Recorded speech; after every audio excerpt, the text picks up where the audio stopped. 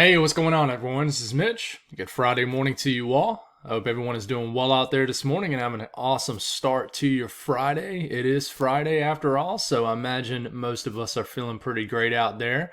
Got you some updated information on what's likely going to be a pretty active weather day across the South. We'll speak on all the details on that as far as severe weather, the main threats with this setup, and then we'll talk about everybody else. Also, there's going to be a flooding risk with this same system. I mean, some areas could get as much as maybe 4 to 6 inches of rain over the next 24 to 36 hours. So we're going to speak on that. Also, give you some updated information.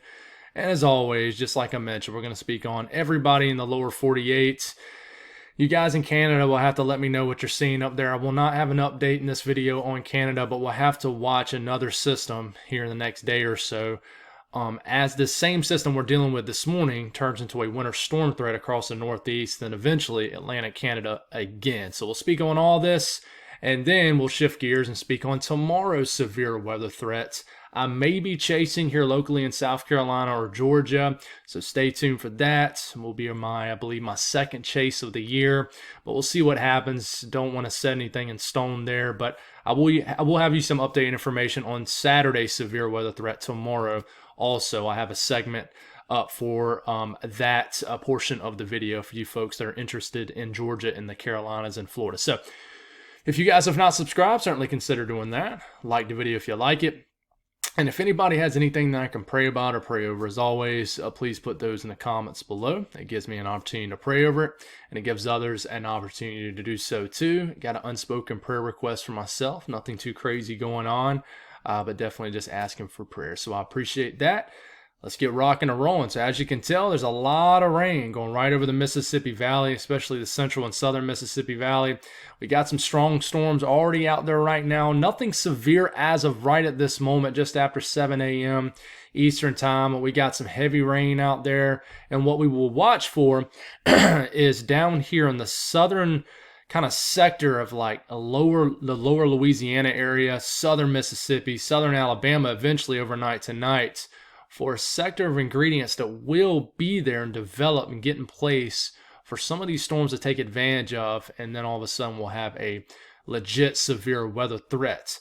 But everybody else north of this warm front boundary, like kind of up the Mississippi River Valley into the Midwest and starting to enter the Ohio Valley, this is just good old-fashioned rain, nothing severe with it. We even have some snow flying around here in western Iowa. A pretty decent snow event ongoing in Nebraska, a little bit of snow flying around in the western half of Kansas. And we will give you some information on a little bit of snow in the panhandle of Oklahoma and Texas later on today. Pretty much the rest of the country, a little bit of snow flying around across the northern plains, and then more of a warmer system surging really only just for the western sections of Washington state up here and moving into Canada also. So that's what's going on right now. Storm Prediction Center, as of right at this moment, I'm making this video a little bit later than I typically do. I actually have the day off, but not quite late enough to get that next, I think, 8 a.m., 7:45, 8:15 a.m. update Eastern time. So we still have the information from this morning. There is a chance this gets upgraded to an enhanced risk. They don't really mention that in the discussion from the Storm Prediction Center, but there's always that chance today for things to uptrend. It happens a lot. I'd say it usually happens. It's usually a 50-50 shot of it happening. Sometimes it downgrades, but as of now, just a kind of long, strung out, slight risk. In fact, some of it's been cut off on the northwest extension of what was there like yesterday when we made the video and just the updates yesterday. But you got this slight risk that goes from eastern Texas, the southern sections of Arkansas, right through the northern 2/3 of Louisiana, and about pretty much 2/3 of Mississippi. I think you'll be dealing with some more stable air up here in northern Mississippi, but this does extend into central and southern Alabama all the way into the nose of the panhandle of Florida. So this is for today. This is driven off a 5% risk of a tornado within 25 miles in a given location, right in this brown area. We will see if this uptrends to a 10% risk, but as of now, I'm not seeing it. But, I turn around and I'll upload this video, and 10 minutes later, they'll do an upgrade and you have an enhanced risk. But if it goes to an enhanced risk, guys, it'll be driven off tornadoes. It will not, I don't think it'll be driven off hail or wind. That's my thinking. Could be wrong. Wind threat, 15% risk. in the yellow area of winds exceeding 55 to 60 miles per hour. Okay. Hail threat, there's a 15% risk of hail exceeding 1 inch in diameter or larger in this yellow area right down here. So that's the risk between now and the next 24 hours. Excessive rainfall outlook. Listen, we can't ignore this. We could legitimately have some flash flooding issues, especially as we get after the sun goes down tonight into the overnight hours. In this red, we have a moderate risk of flash flooding, which means at least a 40% chance of flash flood guidance being met within 25 miles in a given location. Legit flooding risk that will develop in Alabama and Georgia tonight and eventually could extend, and it probably will, into South Carolina. I think the most rain will fall in Alabama and Georgia, though. But there will be a few to maybe as much as several inches of rain that could fall even into South Carolina, depending on if these storms kind of train over the same areas. And that is why we have flood watches up in the green counties down here. Some areas here in Louisiana, definitely a lot of counties in Mississippi, right through the heart of Alabama and Georgia. And of course, the upstate of South Carolina has flood watches as this rain gets a ton of moisture gets squeezed out the atmosphere as it gets pushed up against these higher elevated regions of South Carolina and North Carolina. We still have ongoing winter weather alerts in Nebraska, Kansas, even in one county in Colorado. Well, in eastern Colorado, several counties and areas in the Rockies of Colorado. So we still have this ongoing winter storm. I don't know how much snow you guys have got. You'll have to let me know if you live out here, especially in Nebraska. I don't know if someone's kind of snuck in 10 inches of snow like they were forecasting. You guys will have to let me know out here. I would love to know. The Southeast. So let's break this down first. And we will talk about, I'm kind of going to go against my rules here, and we'll kind of talk about Louisiana and the Southeast frame here. So stay tuned for that. We'll start off this morning. We got those storms ongoing. And what we will watch for here, excuse me, is almost like an area riding this boundary right in here of storms. It's almost like it's kind of riding just along and just south and north of this warm front boundary. And anything on the southern end of these storms right here could produce severe weather, could produce a tornado, especially if it's riding that boundary. And you're thinking, Mitch, what do you mean by boundary? Well, there's a warm front that typically surges north with a surface low back behind it, and moist air surges. And I'll show you a much better example of this here in a second. Moist air surges in from the south, and anybody in this warm, moist air sector has those ingredients for severe weather. It's just a matter if you're going to have any severe weather in this. But that boundary sets up almost a kind of a boundary between winds going at two different directions on either side of this boundary. So that little bit of a spin in the atmosphere associated with that warm front could create that extra spin in the atmosphere, creating a higher tornado threat. But this continues. We'll take this broad look at it first. We're getting into this evening. Look at all those storms raging through the southern half of Alabama. More so just a solid rain based off this run of the HRRR model up here in northern Alabama, northern Georgia. We still got storms firing back here in central Louisiana, even some storms in eastern Texas this evening. Can't ignore those. And then we start to get into like 10, 11 p.m. tonight. Washout moves in. Rain starts to take over South Carolina, areas in North Carolina. And this is where the severe weather will most likely be ongoing overnight tonight. And then this continues. Get all the way to Saturday morning, and we'll have ongoing storms still in Georgia, South Carolina, all the way to the coastal Carolina regions with just more light to moderate rain up here in Virginia. And then still on the backside of this, a low on the cooler side, you'll just have a chilly, light to moderate rain up here in Kentucky and Tennessee, greeting you guys for your Saturday morning. But a closer look at this right into here. Starting off this morning, here goes those storms that start to ride almost a boundary right in here. This doesn't look super impressive to me when I first look at it. But folks, these storms on the southern end right here, they will be trying to attempt to spin. You'll definitely, at minimum, have broad rotation. Typically, broad rotation does not mean you're going to get a tornado. You need that tight rotation. But some of these will be some spin-ups. If it happens, guys, it'll probably be rain-wrapped. It's going to be a messy, very Dixie-type setup, which is typically very messy, severe weather. And that's why it's some of the most dangerous, severe weather in the country. Yes, I mean, you get those big tornadoes in the Midwest, the Southern Plains too. But what makes the Deep South, Dixie, so, tough and dangerous is because you got the trees. And typically, you don't get these discrete supercells where you can see this tornado coming. Now, sometimes you do, and often you do, but a lot of times they're really rain wrapped. And this will be kind of that setup today. And we just got to watch right into here. I mean, where is this? This is like, I think this is Alexandria right here, Jackson right into here, Meridian right into here. You know, Hattiesburg needs to watch out. You're just south of that axis of heavy rain and storms. And these will continue, right? And we'll get into about 4 or 5 o'clock this afternoon. The best ingredients for severe weather is just on the southern flank of these reds and oranges. You see the severe storm. So kind of, let me see if this will draw for us. Kind of like right, well, we definitely don't want that color. Kind of like right into here is your best ingredients. All right, and I know you're thinking, well, they got the slight risk all the way up into here, but that's where your best ingredients are going to be. These storms kind of right into here are going to try to feed off the ingredients right into here. And then that's when you can get a tornado. Okay, I hope that makes sense. Ingredients will be the highest where messy convection really isn't messing up the atmosphere. And some of these storms can kind of almost get fed into that environment down here that's going to be supportive for severe weather. So we got to watch out right into here and then actually in the storms. You see these little kidney beans? Like, look right into here. There's going to be some embedded spins in here. And if you just happen to get one storm that gets isolated or even like semi-isolated, we call it semi-discrete, that's when you can potentially really run the higher chance of a tornado. And you got to watch these backside storms right here once this main chunk of rain moves in and out later this afternoon, this evening here in southern Mississippi. And this continues, you know, we're getting into 9, 10 p.m. The sun is setting.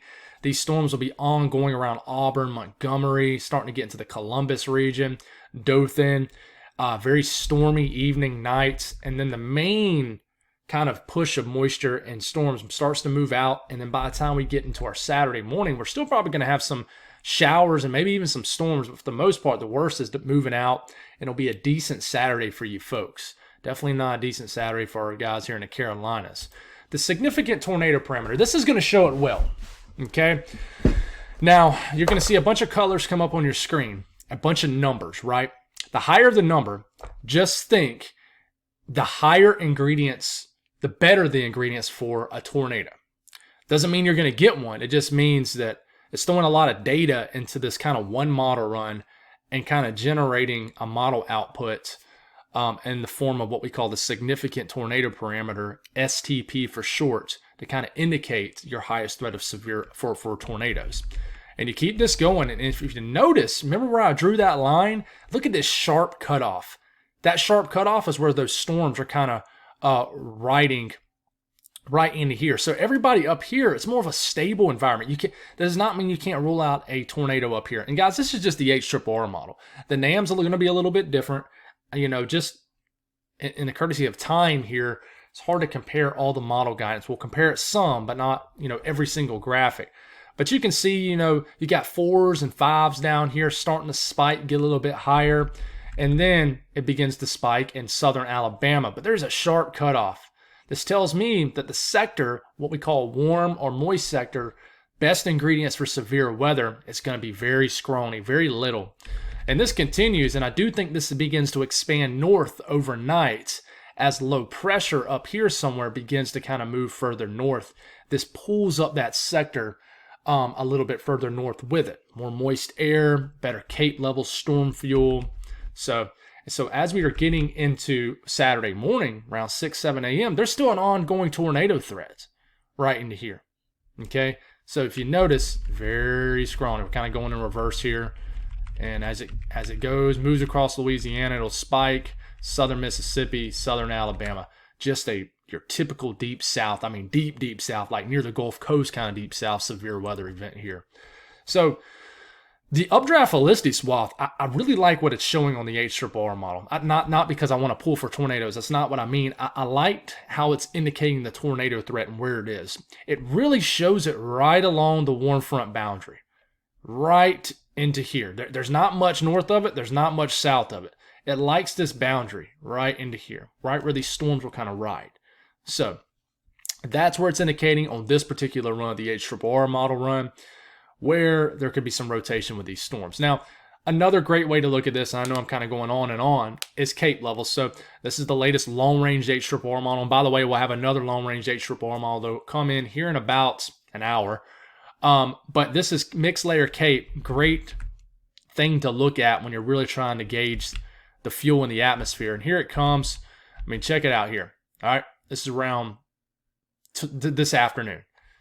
All right, Cape levels over 1,000 joules per kilogram in the southern Louisiana area and Mississippi region. But watch how it goes from like almost 1,500 joules of Cape, right, to nothing. That is your boundary right into here. And it's indicated very well off the significant tornado perimeter also.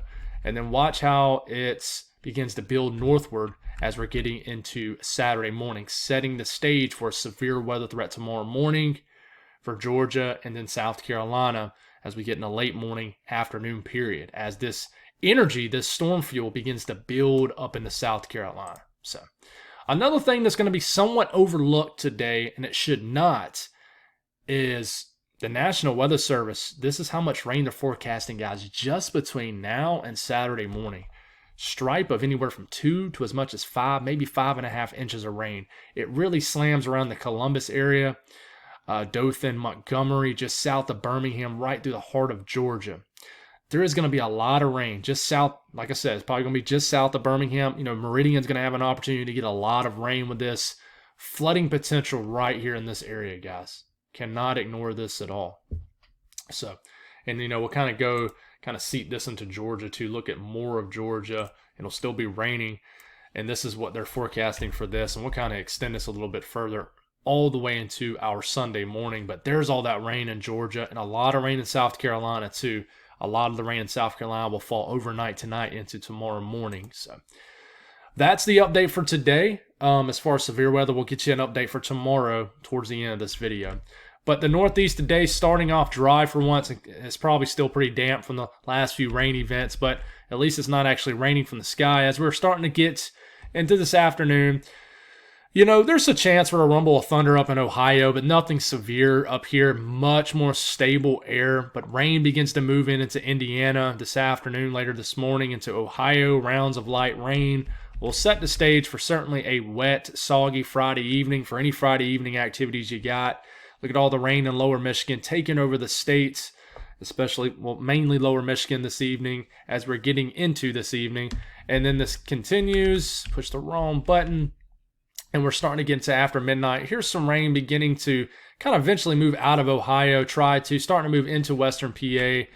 And then by the time we're waking up into our Saturday morning, maybe more heavy rain starts to move in from the south and southwest here into Ohio. Kentucky getting a lot of rain from this as we're waking up tomorrow morning. And then this is going to set the stage for another soggy second half of Saturday for the Northeast as this moves in. And even in the interior Northeast, this is going to set the stage for a winter storm also. And I'm going to give you some updated information on that in this video. So nothing really crazy today. Enjoy the relatively dry day and opportunity to dry out before you get soaked again. So, for a Friday in the south central U.S., there will be storms in eastern Texas, an opportunity for some storms in eastern Oklahoma. But we'll kind of keep this moving here. And there's those storms firing up down here in eastern Texas and storms still ongoing in central Louisiana.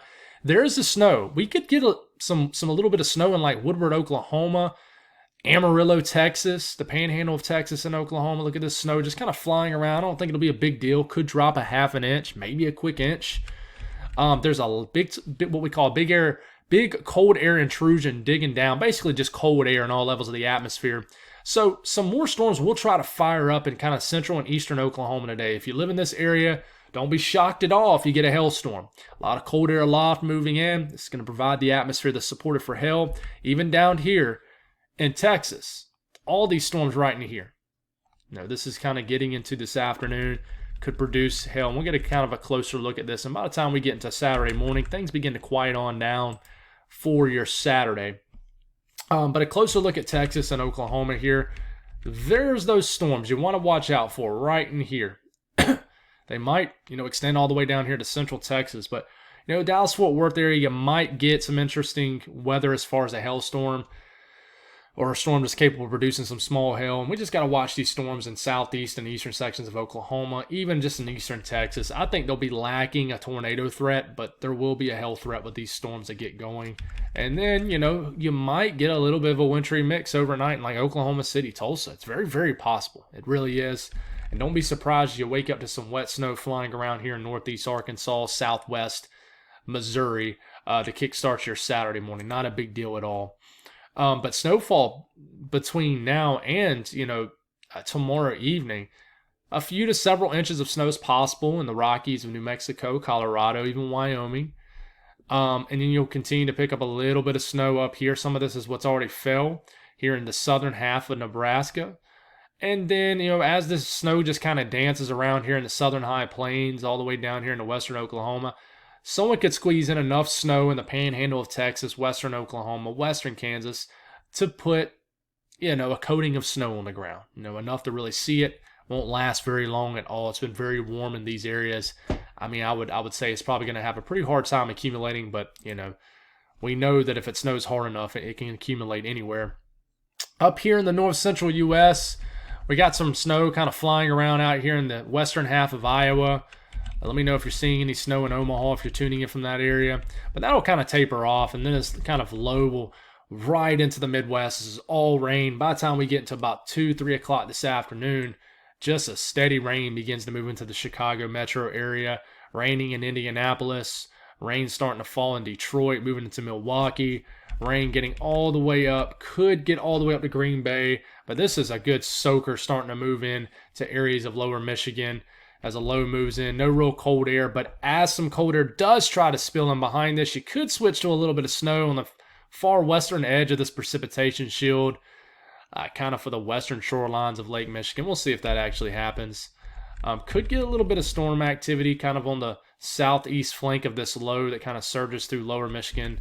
No severe weather threat, though, is expected with this. And then as this pulls out, we could get a band of light to moderate snow that kind of whips through northern lower Michigan, and then you could get a period of snow tomorrow morning in the eastern UP of Michigan. Who knows? Could deliver a little bit of snow. We'll see. Rainfall, though, between now and Sunday morning, a soaker, an inch and a quarter where you see the yellow areas right in here, a little bit less in the bluish white colors, half inch, 3/4 of an inch. Chicago will get very close to an inch of rain today. So a good bit of rain, just a soaker for your Friday will be moving in out here.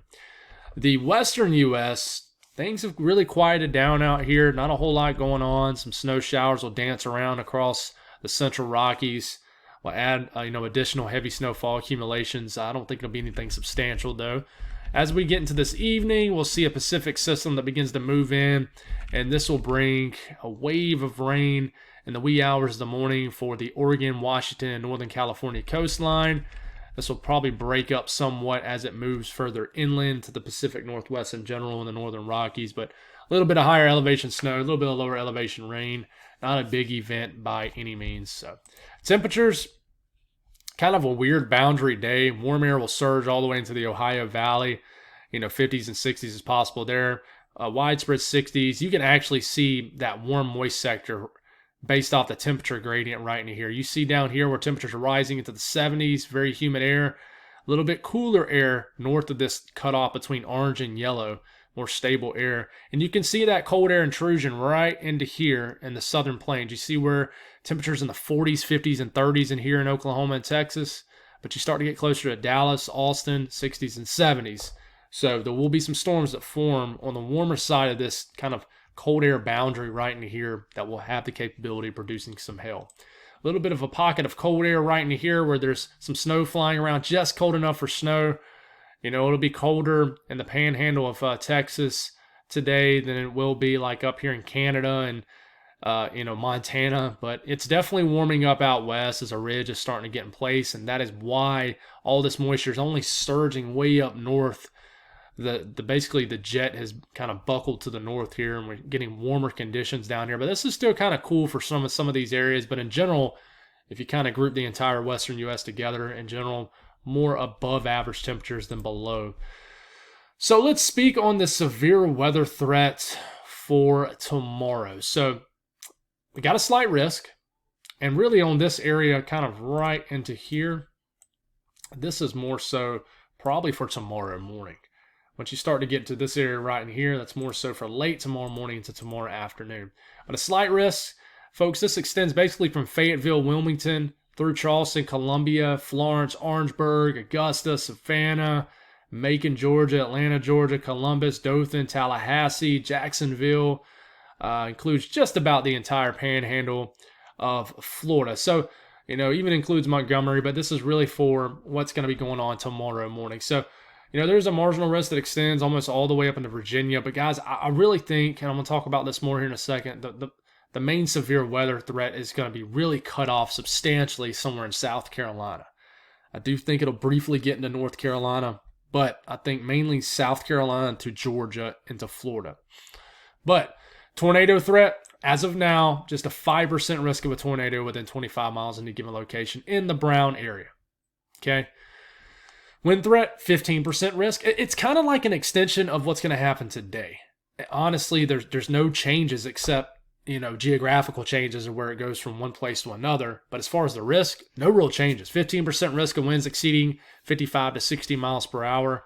Hail threat, there is a less chance of hail. So I would say there's a less chance of that 5% chance of hail exceeding 1 inch in diameter or larger. So, there's a high-end scenario with this today. I'm sorry, with this tomorrow. We got to watch that. As of now, we haven't gotten an enhanced risk out of any of these threat days. So we talk about those ingredients again, and we'll kind of start off where we left off when we're talking about today's severe weather threat. And check out this warm and moist sector already building in all the way into central Georgia. So you're waking up tomorrow morning. This is around 6, 7 a.m. tomorrow morning. It's going to be very humid in the southern half of Georgia and the entire state of Florida and southern Alabama. You'll notice the atmosphere will change. You'll feel it change in like central South Carolina and just South Carolina in general tomorrow. Warm air will be kind of bulging northward. And here it goes. And these are dew points. And here it goes, moving north. I mean, look at these dew points getting into the 70s in the southern half. Basically, the entire southern half of Georgia has an opportunity to get dew points in the 70s. And these continue, and you'll get dew points as high as the upper 60s into like Columbia. Look at these dews sneaking all the way into the low to mid 60s, all the way into southeast North Carolina. So basically, you're looking at this, there's a lot of moist air in the atmosphere. That's a thermodynamic supportive of severe weather. Okay, next thing you look at is CAPE levels in response to those higher moisture levels. Let's kind of start off just after midnight tonight, and here it is. There's that.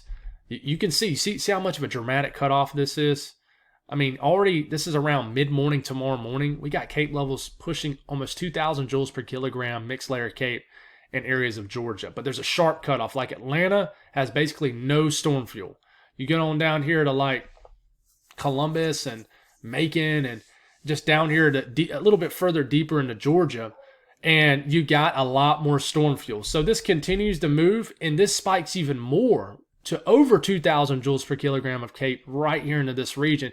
And look how this nose of CAPE storm fuel is beginning to move into the low country of South Carolina, and it's still there. I think we're going to get some bad weather in the panhandle of Florida tomorrow as a line of storms will sweep through with plenty of energy to feed these storms. And we'll take a look at what the radar can look like here in a second. And this continues, guys, and this is getting into tomorrow afternoon. How you can see storms popping up, right? You see these weird like white blobs here. That is where storms are firing up inside of this area of storm fuel and then eating up that CAPE, that storm fuel. And then by the time, we get into tomorrow evening, I think it's about done. Honestly, I think the worst will be late tomorrow morning and tomorrow afternoon, early evening. I think by the time, you're putting the kids to bed, all that stuff, I think for the most part, the severe weather threat will be done for tomorrow. I don't think this will be a nocturnal thing for the Carolinas and Georgia tomorrow. You compare this with the NAM and what it's showing. Latest NAM. And it's a little bit more aggressive with the CAPE up here into like central South Carolina. I mean, here at my house, we have CAPE levels that spike over 1,500 joules per kilogram. But in general, it's the same evolution, right? Kind of builds this nose of storm fuel all the way up into here. We know the kinematics will be. There's no point in looking at that.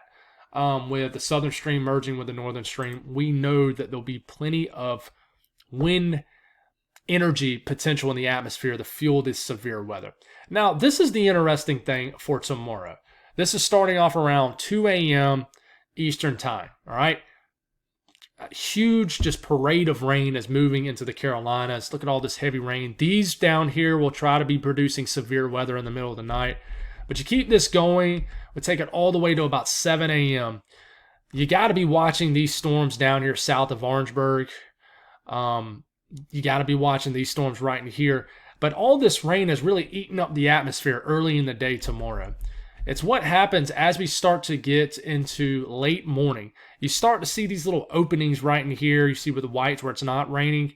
This is where the atmosphere will try to recover. Ahead, let me see if I can draw on this a little bit. Kind of ahead of these storms right in here. The atmosphere will try to recover right into here. And kind of these storms right in here that you see will kind of move into this atmosphere that's going to try to become unstable. That's where you'll have the best overlapping ingredients for severe weather. And this is happening pretty early. I mean, this is 11 a.m. you see right here. So, Savannah right in here, Charleston, Myrtle Beach. Where is this going to happen? And I really want to watch these storms down here. Southeast Georgia. But you got storms up here too. But it looks like more intense coverage of storms down here. But are you going to have better kinematics down here? I would argue the better kinematics is probably a little bit further into South Carolina. But this is what's even more interesting to me is when the Cape finally does build into South Carolina, look how these storms, it looks like the storms are heading out. It looks like we're about done with it. And then all of a sudden, explosive storms kind of get going here in the low country of South Carolina, Southeast Georgia, kind of the reformation of storms to get going once you think it's over. And then this is when I do think right into here, there'll be some fuel in the atmosphere for these storms to really work with right before this energy gets on out into the Atlantic Ocean. It's not bothering a soul except fishes and, the whales and the sharks. But this is 5 o'clock. And look, most of this is trying to get on off the coast, but you continue to still get these storms that are firing up. And it's just because you still got lingering fuel in the atmosphere. Look at these more storms that begin to kind of fire up here. And then they finally head on off. Okay. So it's like multiple rounds almost. Another round, but it's all going to be setting up in a corridor of storm fuel that's probably going to be right into here. Now, it is certainly going to build up into this area too, but kind of morning and early afternoon convection could eat up this corridor right into here. So it's something to watch, and I'm going to be interested in watching kind of model runs throughout the day today. And you look at the significant tornado parameter as it builds in. You can see how it begins to build northward. This is tomorrow morning, and we take it to about midday. This is around lunchtime. Look, you're starting to get the STP, the significant tornado parameter beginning to spike to 5s and 6s here. Remember, this just indicates the higher number means the better ingredients for a tornado, okay? And then this begins to spike in South Carolina and areas of Georgia. And I would argue this is some of the higher parameters, even compared to what's going to happen today into tonight. Starts to build in the eastern Georgia, South Carolina, and really spike in eastern South Carolina right into here 4 or 5 o'clock tomorrow afternoon. And then this heads on off. The atmosphere relaxes, stabilizes, and we're good. There's the updraft velocity swath, indicating the rotation with these storms right into here, where the more highlighted colors there is, that's where this run of the HRRR model is liking the better idea of rotating thunderstorms. So, definitely some intense looks right into here. Okay, all the way into South Carolina. All right, so that's an update on the severe weather. Now, as we are getting into the northeast, this entire system will move in. This is starting off midday Saturday. And at the same time, you'll be having a severe weather threat. You'll be having a huge moisture bomb moving into the northeast. Tons of moisture, higher elevation snow. I am shocked there's no winter storm watches as of right now for the interior northeast. This is moving in this weekend. And I think there's just some questions. But as we're getting, into Sunday morning, it is snowing like crazy in the interior northeast off the European model. I'm surprised there's no winter storm warnings already up right now, but there's not even any winter storm watches. But I haven't read any discussions up here, so I can't really say anything. But that's a pretty strong low pressure right here, right over southern New England, bringing way too much warm air for winter weather for southern New England. But this lower pressure right here is bringing some pretty intense precipitation into the interior and northeast. And then we take it all the way to our midday Sunday, snowing pretty intensely up here in Maine, keeping it all rain, though, along the coastal regions of Maine. But we're getting this wraparound cold air and energy flying over the Great Lakes region. It's almost some lake effect snow. I'm losing my speaking skills here.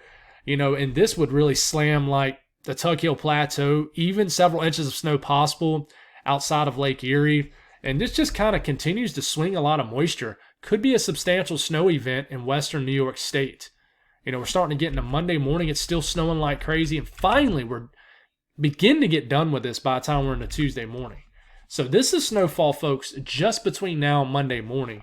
Already calling for accumulating snow for the northern half of New York State, western New York, I almost said western North Carolina.